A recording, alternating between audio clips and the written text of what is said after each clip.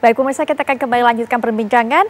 Kali sudah sempat saya lemparkan kepada Pak Taufik Damas sebelum jeda bahwa bagi mereka yang tidak menyetujui nama Ataturk ini menjadi nama jalan di Jakarta, ini yang diungkapkan alasannya adalah kalau memang jadi wacana itu, ini akan menyakiti hati umat muslim.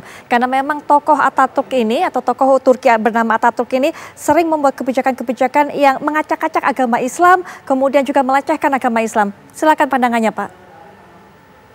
Kalau ditanya menyakiti hati umat Islam, itu saya hanya bertanya itu umat Islam yang mana.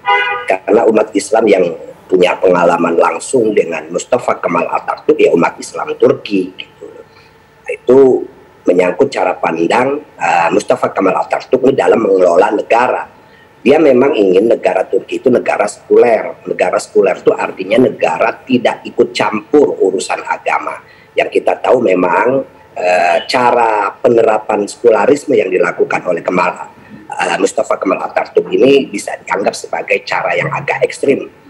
Cara yang agak ekstrim wajar kalau kemudian umat Islam Turki ketika itu merasa dalam tanda kutip dizalimi. Jadi kalau mengatasnamakan umat Islam, ya umat Islam yang mana gitu. Karena kalau di Indonesia umat Islamnya kan kita semua tidak pernah bersentuhan dengan Mustafa Kemal Atatürk. Sejarah kita beda, kita bukan orang Turki, itu yang pertama. Yang kedua, kalau pemerintah Turki sekarang ini memang mengusulkan nama Mustafa Kemal Atatürk untuk dijadikan nama jalan di Indonesia sebagai barter dalam tanda kutip, sebagai hubungan antar negara yang Indonesia sudah nama Insinyur Soekarno sudah dijadikan.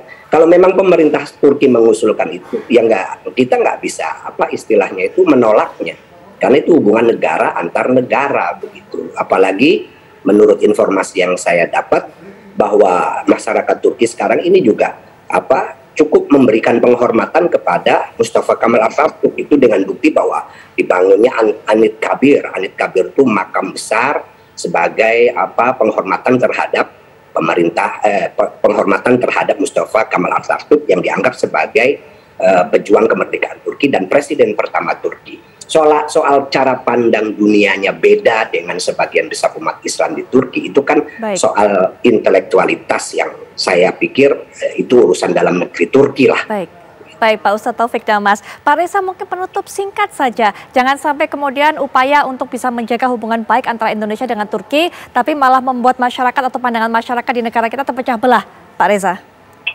Saya pikir tibalah saatnya sekarang dialog deh. Sebelum nama jalan itu diresmikan, saya pikir tidak ada salahnya pemuka-pemuka Turki datang ke Indonesia, berdialog dengan Indonesia, sehingga kita bisa mendapatkan gambaran yang utuh tentang Atatürk.